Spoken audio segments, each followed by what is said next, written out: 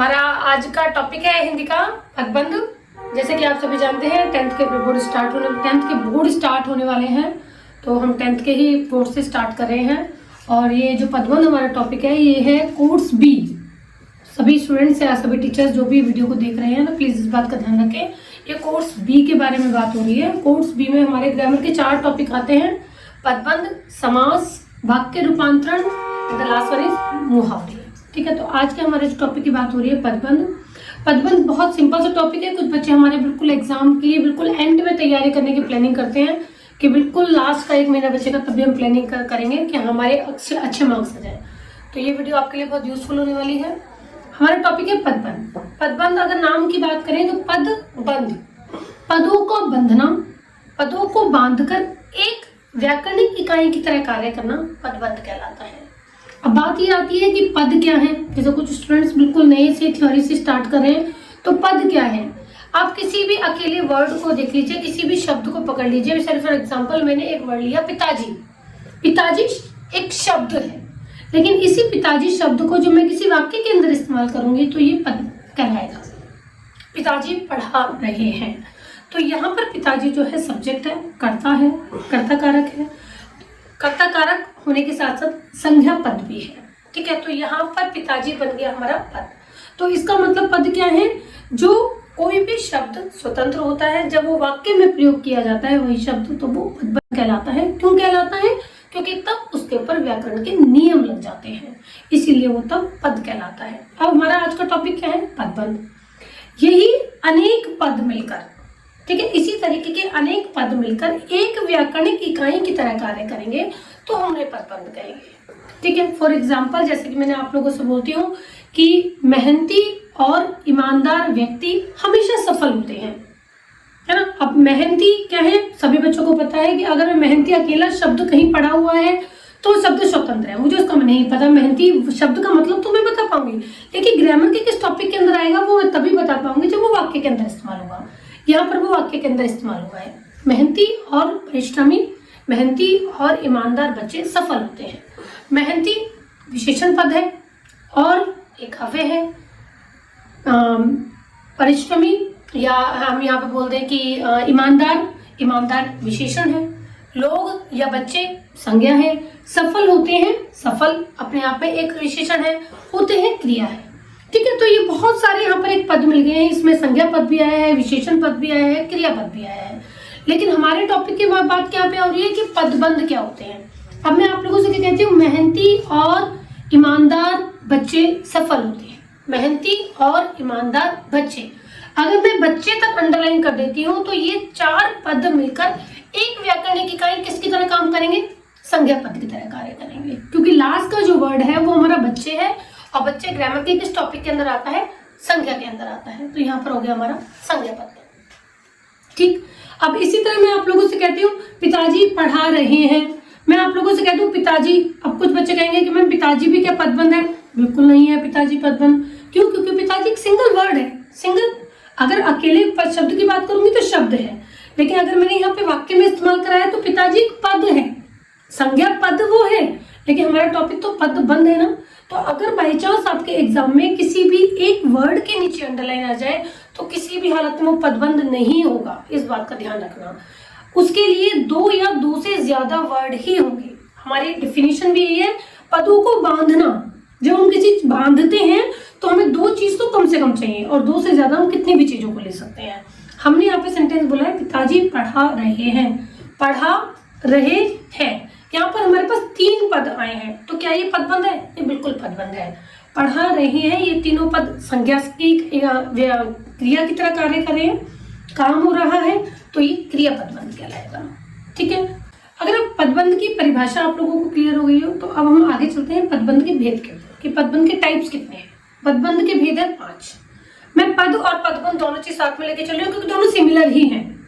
पद के भेद की बात करती हूँ तो पद के भेद भी 5 है। पदबंध के भेद की बात करती हूँ, पदबंध के भेद भी 5 है। संज्ञा पद बोलो या संज्ञा पदबंध बोलो, सर्वनाम पद बोलो, सर्वनाम पदबंध, विशेषण पद, विशेषण पदबंध, क्रिया पद, क्रिया पदबंध, क्रिया विशेषण पदबंध, क्रिया विशेषण पद और क्रिया विशेषण पदबंध।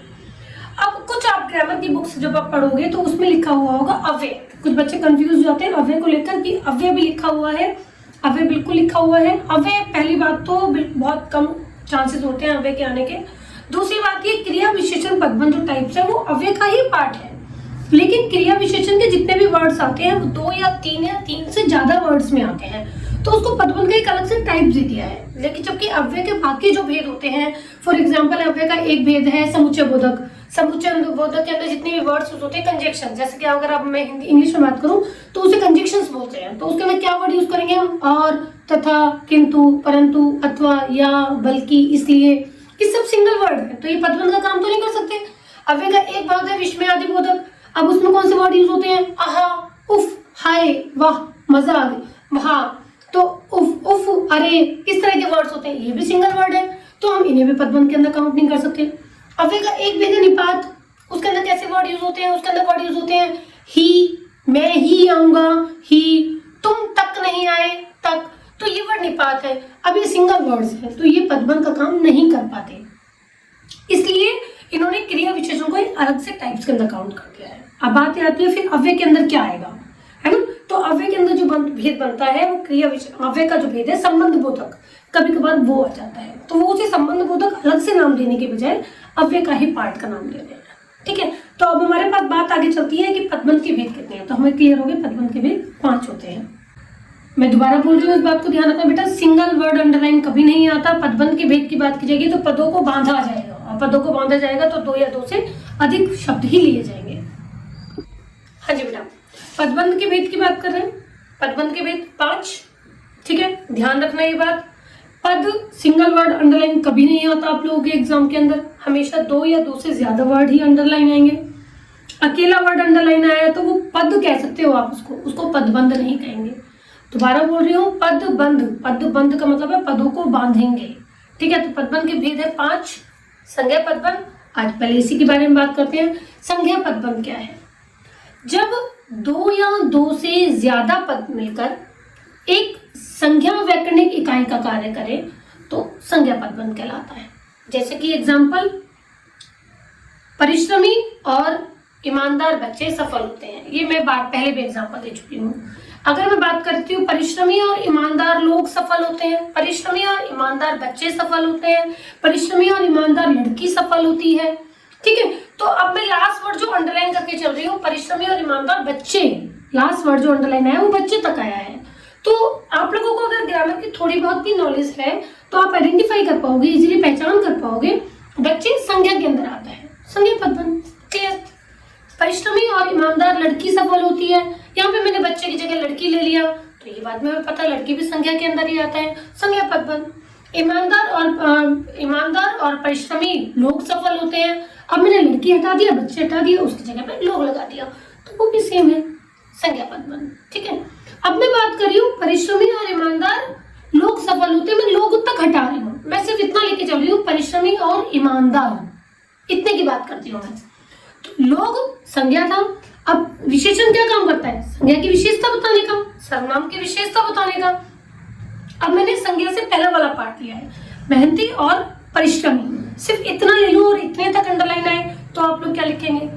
डेफिनेटली विशेषण पदबंध ही लिखेंगे, क्योंकि जब तक लोग तक बात चल रही थी तब तक संज्ञा पदबंध था, लेकिन संज्ञा की विशेषता बताता है विशेषण। अब मैं संज्ञा तक हटा, लोग तक हटाकर मेहनती और परिश्रमी तक लेके चल रही हूँ, या मेहनती और ईमानदार तक लेके चल रही हूँ, तो ये हो गया विशेषण पदबंध। संज्ञा पदबंध क्या होते हैं? जब एक से अधिक पद मिलकर एक संज्ञा व्याकरणिक इकाई की तरह कार्य करें तो संज्ञा पदबंध। सर्वनाम पदबंध क्या होते हैं?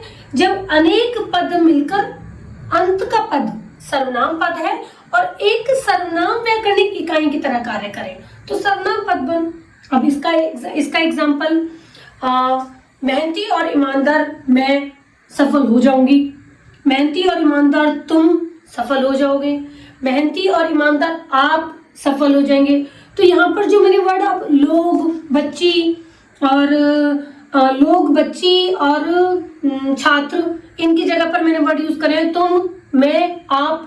अब हमें ये बात पता है ग्रामर की जो वर्ड्स हैं तुम, मैं, आप, ये सर्वनाम के अंदर आते हैं, तो यह सर्वनाम पदबंध हो गया।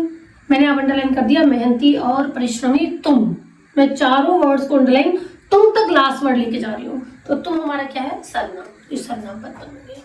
ठीक, अब इसी तरह आपका आता है विशेषण पदबंध। विशेषण पदबंध सेम बिल्कुल वैसे ही चलेगा, अनेक पद मिलकर एक व्याकरणिक इकाई, किसकी तरह, विशेषण, विशेषण की तरह कार्य करेंगे तो विशेषण पदबंध कहलाएंगे। यानी कि पूरा एंड तक ग्रुप चलने के बाद, पूरी अंडरलाइन चलने के बाद विशेषण पर ही एंड होगी वो। ठीक है ना। अब मैं एक एग्जांपल दूसरा चेंज कर देती हूँ, भाई ईमानदार और सफल बहुत हो गए हैं। ठीक है, अब मैं कहती हूँ शैतानी करने वाले तुम आज चुपकी हो, शैतानी करने वाले तुम तक अंडरलाइन आई, मैम तुम तक अंडरलाइन, तो ये तो सर्वनाम होना चाहिए डेफिनेटली। मैं विशेषण पदबंध की बात कर रही हूँ, लेकिन कंफ्यूज थोड़ी ना होना है हमें तो डेफिनेशन क्लियर हो चुकी है।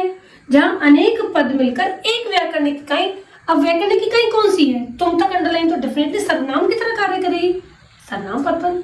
ठीक है, शैतानी करने वाले तुम, मैं तुमको भी हटा रही हूँ, शैतानी करने वाले इतने तक लगा रही हूँ, तुम, सर्वनाम की विशेषता किसने बताई, विशेषण ने, विशेषण पदबंध। ठीक है, तो अभी हमने एक एग्जाम्पल, अब आगे हम चलते हैं क्रिया पदबंध पे। क्रिया पदबंध डेफिनेशन वही बिल्कुल, जब अनेक पद मिलकर एक व्याकरणिक इकाई क्रिया की तरह कार्य करेंगे तो वो क्रिया पदबंध होगा। अब एग्जाम्पल इसका, मैं पानी पी रही हूँ, मैं पानी पी रही हूँ, तुम भाग रहे हो, वह जा रहा है, वह चल रहा है। अब यहाँ पर मैं पानी पी रही हूँ, मैंने तीनों वर्ड अंडरलाइन आप लोगों को करके दे दिए। ठीक है, तो आपने देखा पी क्रिया, रही क्रिया, हूँ क्रिया, तीनों वर्ड क्रिया है, क्रिया पदबंध। क्रिया पदबंध आइडेंटिफाई करना आप लोगों के लिए बहुत आसान है, बिल्कुल भी कंफ्यूज होने की जरूरत नहीं है। वह जा रहा है, तीनों वर्ड क्रिया वाले हैं, क्रिया पदबंध कहलाएगा। ठीक है, अब हमारे पास बात आती है क्रिया विशेषण पदबंध की। कुछ बच्चे जो कंफ्यूज होते हैं, अच्छा अभी जैसे मुझसे एक ने पूछा कि मैम मैं पानी पी रही हूँ, मैंने एग्जांपल दिया पी रही हूँ, तो उन्होंने मुझसे कहा कि मैं पी रही हूँ, अगर रही हूँ होगा तो क्या क्रिया पदबंध होगा, तब भी क्रिया पदबंध होगा। मैंने आप लोगों को बताया पदबंध का मतलब है पदों को बांधेंगे, जब अनेक पद मिलकर एक व्याकरणिक इकाई की तरह कार्य करेंगे। क्रिया पदबंध की अच्छी बात ये होती है कि उसके अंदर सारे पद क्रिया के ही होते हैं।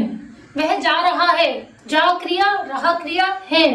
मैं बैठी हूँ, बैठना क्रिया, हूँ क्रिया, दोनों वर्ड क्रिया के हैं। दो तो हमें कम से कम चाहिए, दो से ज्यादा कितने भी हो सकते हैं, ये बात ध्यान रखना आप। ठीक है, तो क्रिया पद के अंदर तीनों पद, दोनों पद, चारों पद, पांचों पद क्रिया के ही होते हैं। उसके अंदर संज्ञा, सर्वनाम, विशेषण, क्रिया विशेषण इंक्लूड नहीं किया जाएगा।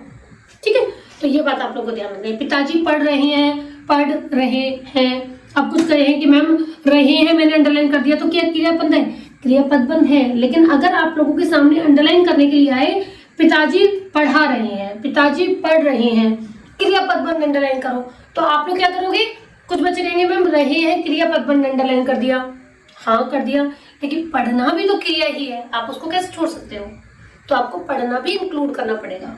अगर एग्जाम में यही है पिताजी बैठे हैं, तो आपने दोनों वर्ड ले लिए बैठे हैं, लेकिन पिताजी पढ़ा रहे हैं, इस कंडीशन में हम एक पद छोड़ नहीं सकते, अकेला पद नहीं छोड़ेंगे, हमें क्रिया के सारे पद इंक्लूड करने पड़ेंगे। पिताजी पढ़ा रहे हैं, पढ़ा रहे हैं, एग्जाम में अंडरलाइन आएगा तो भी ऐसे ही आएगा। आपसे पूछा जाएगा क्रिया पदबंध अंडरलाइन कीजिए, तो भी आप तीनों वर्ड्स को ही अंडरलाइन करेंगे, ये क्रिया पदबंध है। ठीक है, अभी फिर वो एक क्वेरी हो रही है अभी मेरे पास कि मैम दो सेंटेंस एक साथ आ जाए, जैसे मैं काम कर रही हूँ और माँ बुला रही है। ठीक है, इस तरह के एग्जाम में सेंटेंस कभी नहीं आया करते, ध्यान रखना। एक स्ट्रेट सेंटेंस आएगा, बिल्कुल सीधा सेंटेंस आप लोगों के पास में आएगा, और वो चाहे संयुक्त वाक्य का हो, चाहे वो आप लोगों का संयुक्त वाक्य का नहीं, सॉरी सरल वाक्य का ही सेंटेंस आप लोगों के पास आएगा। और अभी नया टॉपिक स्टार्ट हो गया बीच में से, इसको मैं हटा देती हूँ। पदबंध की बात करें तो एक सीधा स्ट्रेट सेंटेंस ही आप लोगों के सामने आएगा, उसमें से आपको क्रिया पदबंध अंडरलाइन करने के लिए, क्रिया विशेषण पदबंध या संज्ञा सर्वनाम अंडरलाइन करने के लिए आएगा। अब हमारा लास्ट बचता है क्रिया विशेषण पदबंध। डेफिनेशन वही हमारी तैयार हो जाती है, जब अनेक पद मिलकर एक व्याकरणिक इकाई क्रिया विशेषण की तरह कार्य करेंगे तो क्रिया विशेषण पदबंध कहलाएगा। ठीक है, अब हमारे एग्जाम्पल की बात करें, वह हंसते हुए जा रहा है, तो अब मैं बात करूं, मैंने अंडरलाइन ऐसी ही बस दिमाग में आया कि क्वेश्चन तो क्रिया विशेषण है, चलो मैंने अंडरलाइन कर दिया जा रहा है, तो बच्चे ने तुरंत बात पकड़ ली, मैम जा रहा है तो बट क्रिया है, आप बात कर रहे हो क्रिया विशेषण की। एग्जैक्टली, बिल्कुल ठीक। जा रहा है क्रिया है, मुझे अंडरलाइन यहाँ पे करनी है हंसते हुए, मैं हंसते हुए जा रहा है। अब मैं जा रहा है को हटा रही हूँ, हंसते हुए को पकड़ के मैंने 2 वर्ड्स को अंडरलाइन कर दिया। मुझे 2 या 2 से ज्यादा चाहिए, क्या मैंने 2 ले लिए। हंसते हुए जा रहा है क्रिया, क्रिया कैसे की जा रही है, हंसते हुए जाने की, तो हंसते हुए ये क्या हो गया, क्रिया विशेषण। क्रिया विशेषण कौन सा, रीतिवाचक क्रिया विशेषण। अब क्रिया विशेषण के टाइप्स भी बहुत सारे हैं, लेकिन अच्छी बात यह है पदबंध के अंदर हमें टाइप्स का मतलब नहीं होता, हमें सिर्फ टॉपिक का, उस ग्रामर के टॉपिक का नाम बताना होता है कि यहाँ कौन सा है, क्रिया विशेषण पदबंध है। ठीक है। अचानक से गिर गया, गिर गया कैसे, अचानक से, अचानक और से दोनों वर्ड आ गए, काम करने का तरीका बता दिया, तो ये हो गया आपका क्रिया विशेषण पदबंध। ठीक है। मैं धीरे धीरे चल रहा हूँ, मैं चल रहा हूँ कैसे, धीरे धीरे, तो ये आपका क्या हो गया, क्रिया विशेषण। क्रिया विशेषण का मतलब है क्रिया की विशेषता, इसके अंदर क्रिया इंक्लूड नहीं करेंगे हम, इसके अंदर क्रिया विशेषण ही इंक्लूड करेंगे। कई बार एग्जाम में हमारा क्वेश्चन आ जाता है वह अचानक से चला गया, और एग्जामिनर जो बोर्ड वाले पेपर में आता है वो अंडरलाइन आ जाती है वह अचानक से चला गया। अब कुछ बच्चे कंफ्यूज होंगे मैम इसमें क्रिया लें या क्रिया विशेषण लें। 101% आपको इसके अंदर क्रिया विशेषण ही लेना है, क्योंकि सिर्फ क्रिया नहीं है, इन्होंने क्रिया विशेषण भी इसके अंदर इंक्लूड कर दिया है। एग्जैक्ट जो क्वेश्चन आएगा वह अचानक से आएगा, अचानक से, इसी को अंडरलाइन करेंगे, ये क्रिया विशेषण है। क्योंकि चला गया क्रिया अलग टॉपिक है, तो अगर बाई चांस एग्जाम में क्वेश्चन आ जाए अचानक से चला गया अंडरलाइन, तो आप लोगों को क्रिया विशेषण ही अंडरलाइन करना है, ये बात याद रखना है आपकी। ठीक है। तो ये हमारे पदबंध के 5 टाइप से, संज्ञा, सर्वनाम, विशेषण, क्रिया, क्रिया विशेषण। होपफुली आप लोग को टॉपिक के पार्ट्स क्लियर हो गए होंगे, टॉपिक क्लियर हो गया होगा। In case any doubt question पूछ सकते हो, कोई कमी लगी हो तो बता सकते हो। टॉपिक अच्छे तरीके से समझ में, आई विश एग्जाम में आप लोगों की अच्छे से तैयारी हो। फिर भी आपको किसी भी क्वेश्चन को लेकर क्वेरी हो, आप मेरे पर मैसेज कर सकते हो। अच्छा बच्चों देखो, ये पदबंध का टॉपिक हो गया है। इस बार एक बार चीज ध्यान रख के चलना, अभी तक क्या होता था, हम लोग के एग्जाम में ऑप्शंस आते थे, ऑप्शन के क्वेश्चन हम लोगों के लिए टिक करने बहुत आसान हो जाते थे कि संज्ञा पदबंध, सर्वनाम पदबंध। ऑप्शन तो ही आपका लास्ट वर्ड ढूंढा और आपने इजीली आइडेंटिफाई कर दिया। इस बार मल्टीपल चॉइस नहीं आएगा। जो बोर्ड की तैयारी कर रहे हैं मैं उन बच्चों के लिए स्पेशली बता के चल रही हूँ, कोर्स बी का टॉपिक है बेटा ये पदबंध। ऑप्शंस नहीं आएंगे, ऑप्शंस नहीं आएंगे, हमसे डायरेक्ट क्वेश्चन पूछा जाएगा। अब क्वेश्चन किस तरीके से पूछा जाएगा, संज्ञा पदबंध की पहचान बताते हुए एक उदाहरण लिखो। अब कुछ बच्चे उसमें उदाहरण लिख देंगे, पहचान नहीं बताएंगे। इसका मतलब सीधा सा है, आप लोगों को संज्ञा पदबंध की डेफिनेशन भी देनी है और एक एग्जाम्पल भी देना है। अब आप लोगों से क्वेश्चन कुछ भी पूछा जाए, संज्ञा पदबंध की पहचान बताते हुए उदाहरण लिखो, इसमें आपको डेफिनेशन लिखनी है। फॉर एग्जाम्पल एक वो आ गया, एक उदाहरण आ गया कि शैतानी करने वाले तुम आज चुप क्यों हो, तो इसमें बता दिया कि अंडरलाइन कीजिए, रेखांकित कीजिए कौन सा पदबंध है और उसकी विशेषता बताइए। अब बच्चे कंफ्यूज होंगे, विशेषता बताइएगा क्या मतलब है, इसमें भी आपको डेफिनेशन ही देनी है। शैतानी करने वाले तुम तक अंडरलाइन करके सर्वनाम पदबंध है। इसकी विशेषता यह है यहाँ अनेक पद मिलकर एक सर्वनाम व्याकरणिक इकाई की तरह कार्य कर रही हैं। ठीक है। आपको जहां पर भी कंफ्यूजन लगे कि विशेषता बताइए तो आप डेफिनेशन लिख दोगे, पहचान बताइए तो आप विशेषता लिख दोगे, संज्ञा पदबंध के क्या की डेफिनेशन लिखिए, परिभाषा लिखिए तो आप डेफिनेशन लिख ही दोगे। ठीक है। तो एक बात ध्यान बिल्कुल क्लियर रख के चलना बच्चे, एग्जाम में आपको हमारे पास चॉइस नहीं आने वाली, ऑप्शन चॉइस आएगी, ऑप्शंस के मल्टीपल चॉइस वाले क्वेश्चंस नहीं आएंगे। इतना होगा कि 5 क्वेश्चन दिए हुए, 5 में से कोई 4 अटेम्प्ट करिए। ठीक है। लेकिन हर क्वेश्चन के 4 ऑप्शन नहीं आएंगे कि संज्ञा पदबंध है, सर्वनाम है, विशेषण है, क्रिया है, नहीं। अब डायरेक्ट क्वेश्चन आएंगे, 5 में से कोई 4 क्वेश्चन करो, लेकिन उनके मल्टीपल चॉइस ऑप्शंस नहीं दिए हुए होंगे आंसर्स के। ठीक है। तो आप लोग को डायरेक्ट आंसर लिखना है और हर एक जो भेद है पदबंध का, 5 भेदों का एक एक एग्जाम्पल अपने माइंड में बिल्कुल अच्छे तरीके से सेट करके चलना, 5 के डेफिनेशंस बहुत अच्छे तरीके से करके चलना।